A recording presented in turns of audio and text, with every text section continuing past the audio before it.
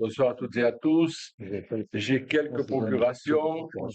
Annie Pesin qui donne procuration à Sylvain Candilla, Frédéric Sermenot qui donne procuration à Francis Molina et Jacques Poisson qui donne procuration à Jojo Sanchez. Je n'ai pas d'autres procurations, donc il y a des gens qui doivent être en retard, qui avaient prévu de venir, qui ont eu un empêchement. Donc, je vais vous demander d'approuver le PV de la séance du conseil municipal du 3 avril. Est-ce qu'il y a des remarques sur ce PV? Non. Je passe au vote. Y a-t-il des contre? Des abstentions? Tout le monde est pour. Merci beaucoup. Donc, le point suivant, c'est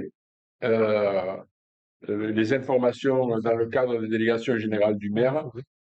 Les informations que je vous donne, alors il y en a toute une série. On ne les lit pas habituellement puisqu'elles sont sur le compte, elles sont pas votées et elles sont sur le compte rendu qui est affiché sur le site de la mairie et qui est envoyé à la préfecture. Par contre, vous l'avez eu, vous l'avez lu. Est-ce qu'il y a des questions? Non? D'accord. Donc, vous me donnez acte que je voulais donner. Alors, il n'y a pas M. Vatine? Non. Non. Ah, je m'avais demandé de. Ça, c'est son visieux. C'est lui qui a demandé à dire un truc. Bon, mais il n'est pas là. Il est en retard, il a oublié. Donc, c'est l'information pour le contrat de ville. Est-ce qu'il y a quelqu'un qui veut dire Roland? Non? Oui, je peux lire. Allez. Donc voilà, dans le cadre, pardon. Dans le cadre du contrat de ville Cœur et Linéa, la commune, donc il faut savoir qu'elle est au cœur de l'élaboration de ce contrat de ville, dans le respect de ses compétences et de celles de son EPCI en matière de politique de la ville. Donc la nouvelle génération de contrat engagement quartier 2030 doit particulièrement traduire une mobilisation partenariale élargie à l'échelle de chaque territoire, et à ce titre, la participation active de l'ensemble des collectivités est essentielle. Donc, la commune d'Elne a travaillé conjointement avec l'État et la communauté de communes Albert-Côte-Vermeil et d'Ibéris à l'élaboration d'un contrat qui comprend plusieurs objectifs. Donc, d'abord, co-élaborer un projet de territoire, qualifier des enjeux et pointer les priorités sur le périmètre du quartier prioritaire, mobiliser des partenaires institutionnels sur le diagnostic, le projet, les objectifs et les moyens, associer les habitants, les associations et les forces vives économiques, partager le diagnostic, constat et enjeux, engager les partenaires institutionnels sur les crédits de droit commun spécifiques à mobiliser. Donc la nouvelle rédaction de ce contrat part donc en 2024 et s'étalera jusqu'en 2030. Elle s'appuie sur le plan quartier 2030, sur une circulaire donc du 31 août 2023 qui élabore les contrats de ville, sur une géographie prioritaire réactualisée, et des contrats recentrés sur les enjeux locaux identifiés par les habitants et articulés avec les autres politiques publiques. Donc le plan quartier 2030 va beaucoup plus loin que la précédente génération des contrats de ville pour continuer à renforcer l'école et combattre les inégalités à la racine, renforcer l'emploi et l'activité dans les quartiers, lutter contre l'insécurité et apaiser l'espace public, améliorer l'accès au logement et penser l'habitat de demain, lutter contre les discriminations, renforcer la pratique sportive, mieux associer les citoyens aux projets de quartier et simplifier les démarches administratives des associations. Voilà. Donc, Monsieur le maire propose que le Conseil approuve ce contrat de ville 2024-2030. Est-ce qu'il y a des questions? Non? Ça, c'est dans le monde idéal. Hein. Après, les moyens pour le mettre en place, c'est autre histoire. Mais enfin, on travaille assez bien dans notre commune sur ces contrats de ville. Pas de questions, donc je passe au vote. Des contre, des abstentions. Tout le monde est pour. Merci beaucoup. Donc, le point numéro 3, c'est toujours le contrat de ville et il s'agit du recrutement d'un adulte relais. Le dispositif adulte relais constitue un des principaux leviers. C'est Thierry. Pourquoi ils m'ont mis monsieur le maire, moi, excusez-moi. Moi, je peux pas le lire. Thierry. Moi, je vais simplifier. Ah, Toujours dans le cadre du contrat de ville, Vous avez la c'est le recrutement d'un de relais. Quand on est arrivé, donc, la première version. Non. Vous avez la au début du mandat, depuis 2021, on avait recruté une personne pour ce poste. Donc, il restait 3 ans. C'est des dispositifs qui durent 3 ans, financés en grande partie par l'État. Et donc, cette personne, donc, au bout de 3 ans, c'est une personne qui est très efficace. Et donc, on l'a gardée sur un poste stagiairisé sur la CCS. Et donc, maintenant, donc, il nous faut recruter. On repart sur le dispositif pendant 3 ans pour recruter une personne, justement, pour ce poste d'adulte relais. Donc, c'est un poste qui est très important dans le contrat de ville, puisqu'il permet de renforcer le lien social par les actions de médiation sociale, culturelle et de prévention de la délinquance. Donc, pour info, le montant annuel de la subvention est de 22 600 € et il y a un reste à charge pour la commune de 7 000 € par an. Donc, c'est très intéressant. C'est financé quasiment à 100% par l'État. Donc, voilà pourquoi on recrute cet agent. C'était très efficace. Voilà. Finalement, tu as fait plus long que moi. Excusez-moi, mais j'avais la première version avec mon nom sur tous les intitulés. Très bien. Est-ce qu'il y a des questions? Moi, je partage l'idée que l'adulte relais que nous avions a fait du très très bon boulot. C'est quelqu'un qui a été très efficace, Marion Gignan, et je pense elle a bien mérité qu'on la titularise, qu'on la stagiarise et qu'on la contractualise et stagiarise. Et j'espère que la prochaine ou le prochain seront du même acabit, parce qu'il y avait un bon encadrement, mais en même temps, il y avait vraiment quelqu'un qui avait envie de réussir et qui connaissait le public et qui n'avait pas peur d'y aller. Donc, voilà. Donc s'il n'y a pas de questions, s'il n'y a pas d'intervention, je vais passer au vote.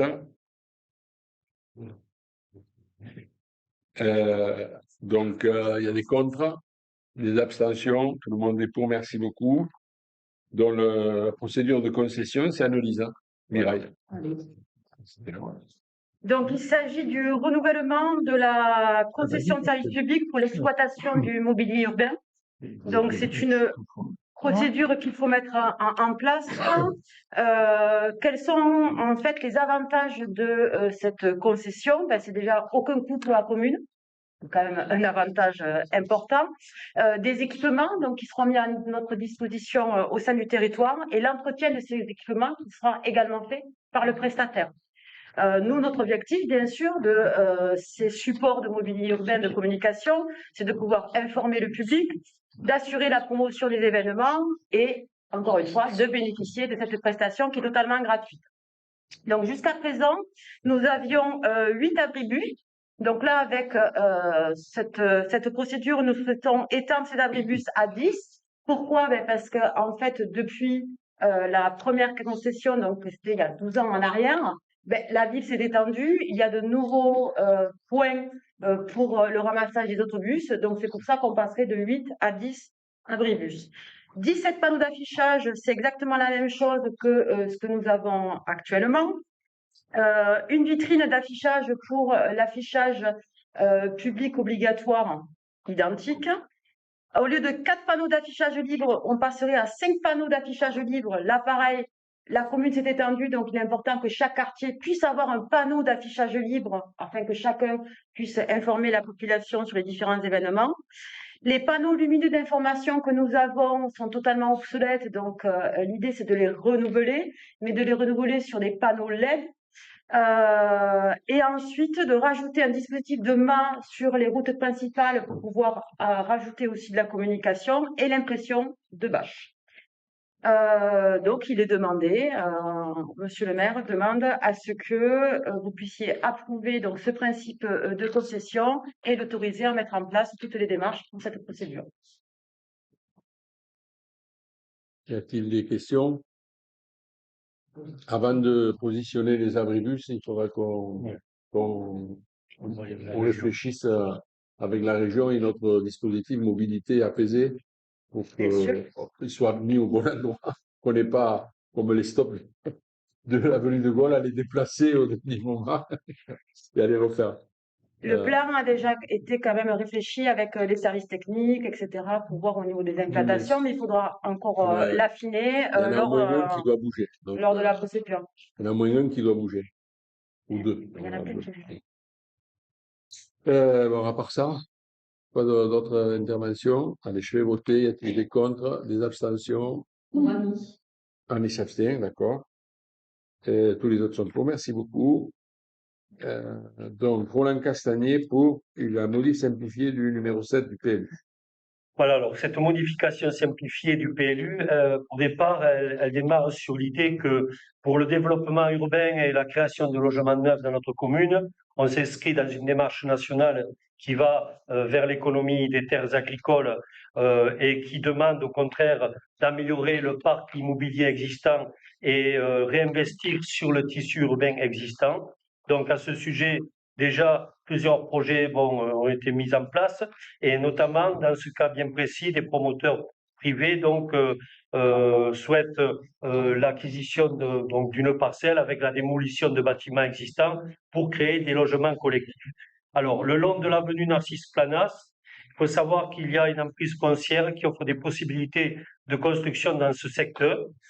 Cet axe est concerné par l'emplacement réservé numéro 2 au bénéfice de la commune, qui devrait permettre l'aménagement du tracé de l'ancienne route nationale 114 en boulevard urbain avec aménagement de carrefours au nord et au sud, pistes cyclables, etc., etc. Donc l'objectif est de consacrer cet axe à la liaison entre la ville ancienne et les nouveaux quartiers et pour contribuer donc à ce tracé routier pour le convertir en liaison transparente et urbaine, la réalisation de projets de construction face à cet axe permettrait de valoriser cette voie et de la rendre plus urbaine. Donc, un projet de construction d'un immeuble collectif de 30 logements est envisagé le long de cette voie, sur des parcelles 398 jusqu'à, je ne vais pas les citer toutes. Ce projet serait tourné donc vers la départementale, le boulevard Narcisse Planas. Il participerait à la valorisation de cette voie et à la rendre plus urbaine sans en modifier le tracé. Donc, une proposition d'aménagement a été soumise au département. Elle prévoit un accès direct sur l'avenue afin de ne pas engorger les voies adjacentes, en partie privatives, et elles sont grévées donc par l'emplacement réservé numéro 2 dans leur partie nord. C'est pourquoi la suppression d'une partie de l'emplacement réservé numéro 2, situé sur les parcelles BH 218, 237, 398, 399, 400, pour une surface de 834 mètres carrés, autoriserait la réalisation de ce projet, permettant ainsi la requalification du boulevard Narcisse Planas en boulevard urbain. Donc, il est proposé de modifier en conséquence la liste de ces emplacements réservés et le document graphique du plan local d'urbanisme. Et au regard donc de ces exposés, la modification ne porterait pas atteinte à l'économie du projet d'aménagement et de projet de développement durable, n'ayant pas pour objet de réduire un espace boisé classé, une zone agricole ou une zone naturelle et forestière. Et une protection édictée en raison des risques de nuisance de la qualité des sites, des paysages ou des milieux naturels. Elle n'aurait pas non plus pour conséquence de majorer la surface implantée au sol de plus de 20% et elle n'aurait pas non plus l'intention de diminuer les possibilités de construction dans cette zone. Voilà. Donc, en dehors des cas mentionnés, le Code de l'urbanisme et du fait que les éléments visés constituent des changements de portée mineure au dossier du PLU, cette procédure donc de modification simplifiée est suffisante pour se lancer dans cette démarche. Voilà. Donc, il est convenu que à ce stade, évidemment, il y aura un affichage de l'ensemble de cette délibération. Il y aura tous les éléments donc en mairie sur panneau numérique. Il y aura une mise à disposition de à l'accueil du service urbanisme pour informer la population et le public évidemment pourra formuler ses observations sur ce registre en adressant un courrier à Monsieur le maire par voie postale. Voilà. Donc, on demande, Monsieur le maire, on propose que le Conseil valide cette modification simplifiée. Est-ce qu'il y a des questions? Est-ce qu'il y a... Oui. Oui, enfin, moi je trouve dommage que dans des projets comme ça, on n'ait pas joint au document un plan, un tracé de l'avant et de l'après, parce que c'est très abstrait comme localisation. J'ai fait des recherches moi-même sur le cadastre pour savoir où c'était. Ça, c'est une première chose. La deuxième chose, c'est que, si je me souviens bien, cette affaire c'est la zone du Ginjoulet, là, de ce quartier-là. C'est un promoteur privé, donc ça ne peut pas y faire grand-chose. Mais en fait, on lui facilite la chose, là. Ou alors on est obligé de lui donner un accès. C'est la question. Non, donc si on lui donne pas un accès, il aura un accès sur une rue qui est complètement étriquée, qui est la rue qui donne derrière, donc qui donne sur l'avenue Joffre. Et donc, nous, si on ne déclasse pas ce truc, on ne peut pas non plus. Le but de la manœuvre, c'est quand même de terminer entre le giratoire de la gendarmerie et le giratoire de la pharmacie, de faire une piste cyclable, des piétons et interdire le stationnement sur la voie. Ça, c'est la raison majeure. Mais qu'est-ce qui t'empêche de le faire? Mais, Indépendamment de ça, de ce projet. on en profite pour donner une sortie, pour éviter qu'il y ait une sortie à l'arrière, qui sera une sortie. Non, non, non, mais par contre, si on modifie pas le PLU, on ne peut pas le faire. Parce que c'est un emplacement réservé pour tout le monde. Donc, il faut qu'on le déclasse comment? C'est pas deux endroits différents. Non, c'est le même morceau. Mais si tu déclasses pas, tu peux pas le faire. Il faut déclasser, c'est un endroit classé, c'est un endroit réservé, tu peux pas l'utiliser pour personne. Donc, c'est une zone de non-droit, quoi, en fait, de non-Metland. Donc, tu dois le déclasser. Voilà. Et après, bon, ce que dit la délib, aujourd'hui, si tu peux pas construire à l'extérieur, ou tu veux pas construire à l'extérieur et tu veux pas construire dans les dents creuses, il faut que tu arrêtes complètement de construire. À partir du moment où on garde à peu près la même emprise, il n'y a pas d'impact. Voilà. Donc, nous, on se facilite la tâche. Parce que ce point, il faut qu'on l'arrange, hein, ça fait partie de notre projet. Entre les deux ronds-points, au moins, supprimer le stationnement latéral et le remplacer par du cyclable et du piéton. Voilà. Je trouve l'argumentaire de valoriser cet aménagement par un boulevard urbain, faire ville là, en remplissant par des immeubles qui remplissent des dents creuses, on pourrait s'économiser ce type d'argumentaire dans des libérations portées par notre municipalité. Donc, OK. D'autres. Bien sûr. Le site Palace, c'est quand on est à la nouvelle gendarmerie, de l'autre côté, du côté. C'est du tropique du papillon à Dolto. L'Esplanade, c'est du tropique du papillon à l'école Dolto. C'est ça, l'Esplanade. C'est l'ancienne déviation 114. D'accord, oui, ok. C'est moi qui avais vu. D'accord. OK? Allez. Tout ça serait du côté, après la pharmacie, à droite. C'est là où tu Non, pourrais- entre la pharmacie et le rond-point de la gendarmerie. D'accord, mais C'est ce. il y a déjà une maison là, non? Il y a des arbres, il y a comment il s'appelle? Non, mais les arbres. L'ancien agriculteur qui avait là. Non, c'est les neveux de c'est la tante Planas, c'est de la famille à Narcisse Planas. Ouais. C'est madame le Ramirez qui est décédée Voilà. et dont la maison est abandonnée. C'est un agriculteur. C'est une friche aujourd'hui, c'est une maison abandonnée. D'accord. Mais nous, ce qui nous intéresse, c'est surtout le déclassement d'un morceau de la voie sur lequel on ne peut rien faire, qui est le morceau, si tu veux, en face à la pharmacie, qui va entre les deux ronds-points.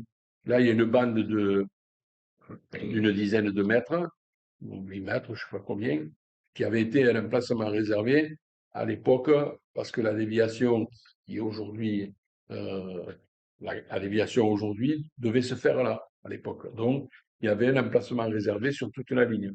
Au fur et à mesure que les choses ont avancé, on a levé les emplacements réservés. C'est le seul qui reste, c'est ce morceau qui va du rond-point de la pharmacie au rond-point de la gendarmerie. D'accord. Il y avait toute une base. C'est pour ça que les maisons sont construites en retrait. Si vous avez remarqué, là, on a mis les haies. Là, on a mis les haies, les maisons sont construites en retrait. Là, on a mis les premières haies. Elles sont construites en retrait parce que ça, c'était des emplacements réservés pour élargir, pour faire une 2 fois 2 voies. Bon, après, il a été décidé de la faire là où elle est maintenant. Mais ça, c'était la première déviation. Et tout le long, il y avait un emplacement réservé qu'on a déclassé quand on a fait dans le tour, quand on a déclassé au fur et à mesure. D'autres questions? Bon, je passe au vote. Des contre? Abstention? 2 ou 3? Deux. D'accord. Et avec 3. Voilà, ce que je dis, 3. Non, non, mais je lui demandais si elle votait pour Annie. Oui, Toi, je t'ai vu. D'accord. 3. Abstention. Tous les autres sont pour. Merci. Donc, Fourrière Automobile, Mathieu Stubert. Bonsoir à tous. Il s'agit comme ça chaque année du rapport d'activité que la société AC Dépanne nous envoie. en tant que délégataire depuis le 1er août 2018. Donc, il nous présente ce rapport. Bon, rapidement, il n'y a pas eu un gros changement par rapport à l'année dernière. L'année dernière, il y avait eu 125 véhicules enlevés. Cette année, il y en a eu 117. Sur ces 117, Et l'an dernier? 125. Bon, donc c'est à peu près ça. Mais il y avait eu une grosse augmentation l'année dernière. Sur ces 117 véhicules, il y en a quand même 39 qui ont été mis en destruction. Donc, ça veut dire que c'était des véhicules qui dormaient, hein, entre guillemets. Oui. Donc, voilà. Ah, pour ça. C'est le seul chiffre un peu important, sinon rien d'autre. Donc, Monsieur le maire propose que le Conseil prenne acte de ce rapport d'activité 2023. Ok. Il y a des questions sur la fourrière? Non, ne laissez pas vos voitures n'importe où. Ah, bah oui. Allez. Madame Mathianine n'est pas là. Non, mais je fais voter d'abord. Y a-t-il des Ah oui, contre, mince. des abstentions? Le monde est De pour. toute façon, ça- Merci beaucoup. C'est un autre, c'est pas- Ça ne pas. c'est un Ah, c'est donné acte. Ah. Alors, vous me donnez acte qu'on vous a fait le rapport de la fourrière. Bien, donc là, il y avait deux délibérations qui concernent les bouquins et qui donc devaient être lues par Rosemarie Mattiani, Et c'est en catalan aussi. hein, et en catalan. Voilà, donc tout le temps en français. Voilà. Les deux? Les dues. Allez, laisse nous. Les deux sont catalans. Bé, es tracta d'adquirir llibres per a la botiga de la maternitat. La botiga de la maternitat suïssa ofereix als visitants llibres i articles relacionats amb el seu patrimoni i història. Per continuar enriquint i completant aquesta botiga, se proposa a l'Assemblea l'adquisició d'uns quants exemplars de l'obra titulada La maternitat d'Elna, la història dels 597 fills d'Elisabet, publicat per l'editorial Trabucaire. Les adquisicions són previstes de la següent manera: una quantitat de 30 exemplars al preu unitari de 14,22 euros abans de la taxa, per un preu de venda al públic de 20 euros. O sigui, un cost total de compra a 450 euros per un total de venda al públic de 600 euros. Doncs es tracta d'aprovar l'adquisició d'aquests articles per aquesta compra de 450 euros. Totes taxes incloses. La boutique de la maternité suisse propose aux visiteurs des ouvrages et des articles en lien avec son patrimoine et son histoire. Afin de continuer à enrichir et compléter cette boutique, il est proposé à l'Assemblée d'acquérir quelques exemplaires de l'ouvrage intitulé La maternité d'Elna, l'histoire des 597 enfants d'Elisabeth, paru aux éditions Trabucaire. L'acquisition envisagée se décompose comme suit: 30 exemplaires au prix unitaire hors taxe de 14,22 € et un prix de vente au public à 20 €, soit un total de commande de 450 € pour un total de vente au public de 600 €. Donc, il s'agit d'approuver cette acquisition d'ouvrages pour un total de 450 € TTC. Allez. Est-ce qu'il y a des questions?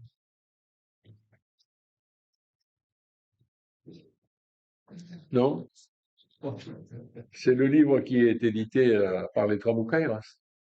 C'est un ouvrage édité par les Trabucaire. C'est la traduction en français de l'ouvrage d'Assumpta Montella qui est déjà paru et qui est déjà en vente à la boutique.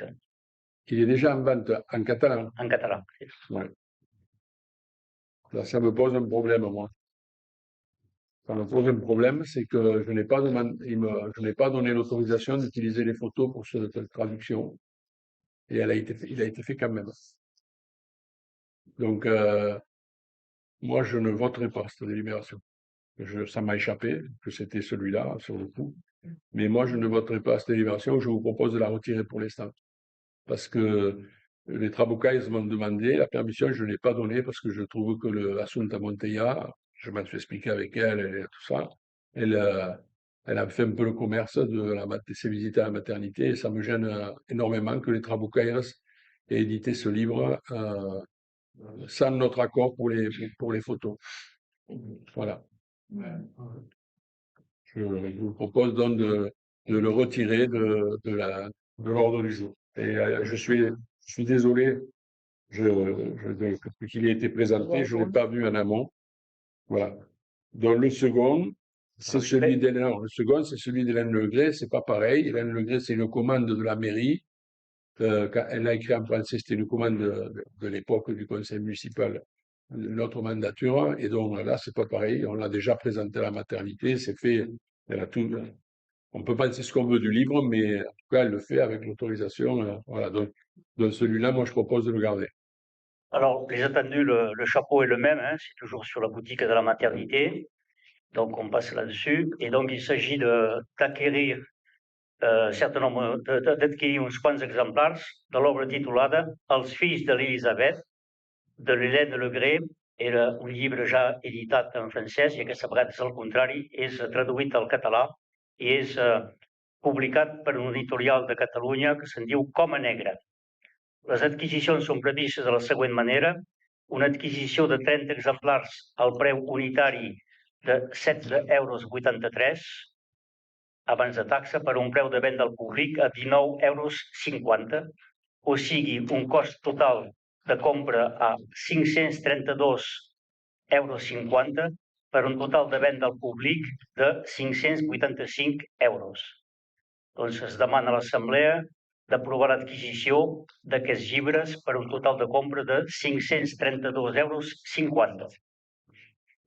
Donc là, il s'agit d'acquérir des ouvrages publiés par les éditions Coma Negra, la traduction en catalan de l'ouvrage d'Hélène Legré intitulé Els fills de l'Elisabet, pour une quantité de 30 exemplaires au prix unitaire de 16,83 € hors taxe, et un prix de vente au public à 19,50 €. Donc, un total de commande à 532,50 € pour un total de vente au public à 585 €. Donc, il s'agit d'approuver l'acquisition de cet ouvrage pour un total d'achat de 532,50 €. Bien. Là, je n'ai pas de remarques à faire. Donc, est-ce qu'il y a des observations, des questions? Non? Tout le monde est pour? Il n'y a pas de contre, en tout cas. Pas d'abstention, tout le monde est pour. Merci beaucoup. Donc, l'ordre du jour est terminé. C'est incroyable. Est-ce qu'il y a des questions diverses? Est-ce qu'il y a des questions? Oui, juste dire que, ou informer pour ceux qui ne savent pas que il y a un questionnaire qui va être joint au bulletin municipal qui arrive, je crois. Il a commencé à être distribué hier. Voilà, qui arrive dans toutes les boîtes aux lettres. Faites-y bien attention. Il y a un questionnaire sur la question de la piétonisation du cœur de ville.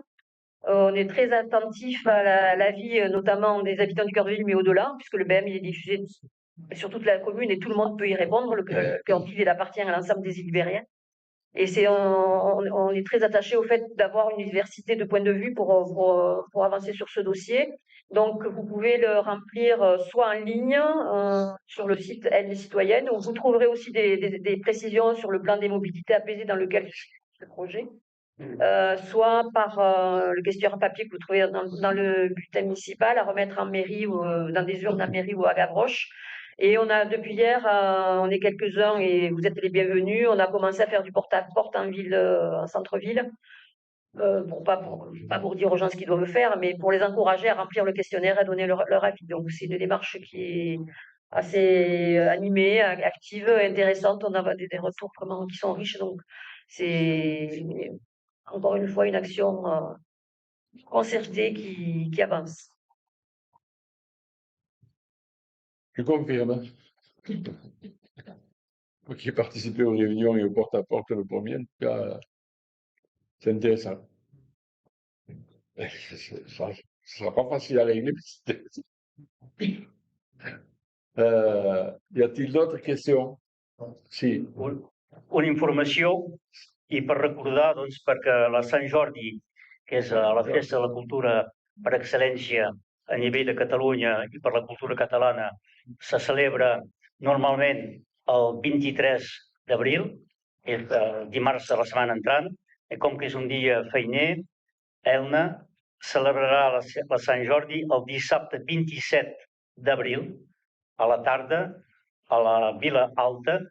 Al claustre hi haurà unes parades de llibres amb llibreters, editors i autors, una exposició que se podrà visitar també amb les pintures, els dibuixos de Balbino Giner, i a fora tallers amb la col·laboració de la Mediateca Intercomunal d'Elna, els gegants d'Elna, un espectacle a la mainada de teatre als jardins dels oficis d'art, al Tocant, i a la plaça del Coronel Roger, a prop de l'entrada de la catedral, un concert poètic i musical, poetes i músics per la República. Doncs tot això és gratuït i animem la gent d'Elna a participar i a venir en aquesta festa de Sant Jordi. Un petit rappel sur la fête de Saint Jordi, qui est la fête de la catalanité par excellence, qui est très fêtée en Catalogne.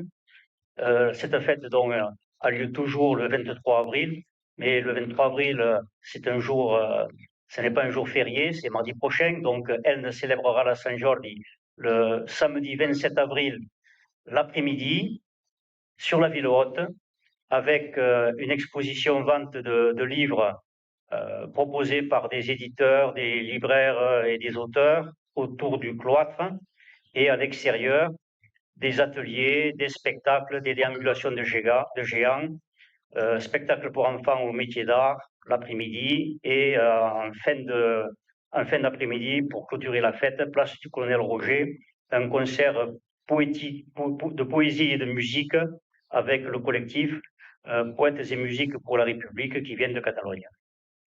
Spectacle gratuit, et on invite les Illibériens et Libériennes à y participer. Moi, j'ai deux questions,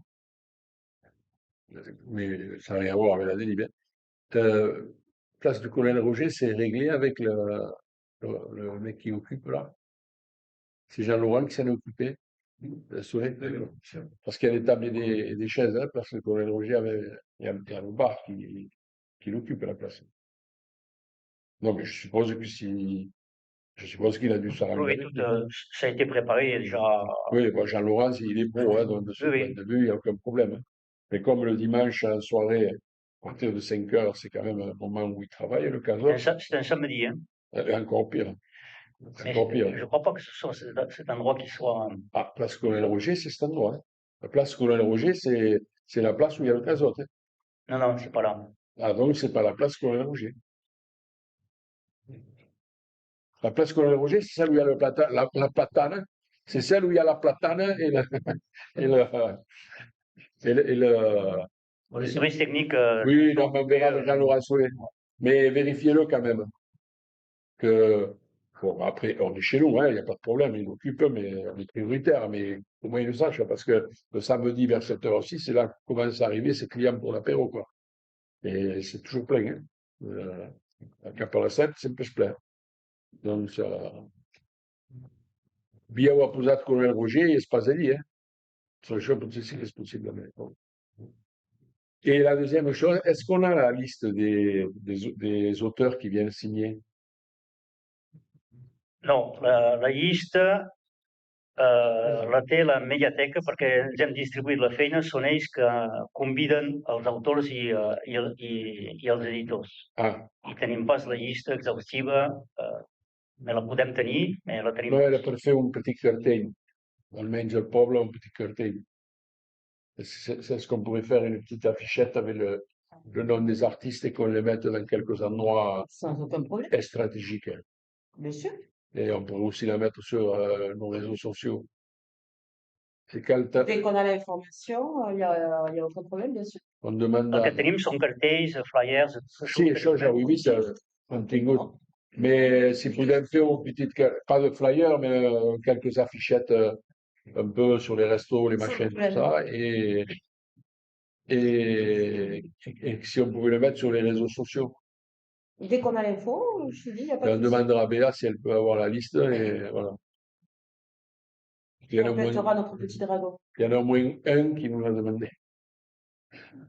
Voilà, bon, donc je fais voter, hein, parce qu'on n'a pas fait voter, hein, je crois, celui-là. On l'a fait voter. Alors, on a la question diverse. Voilà.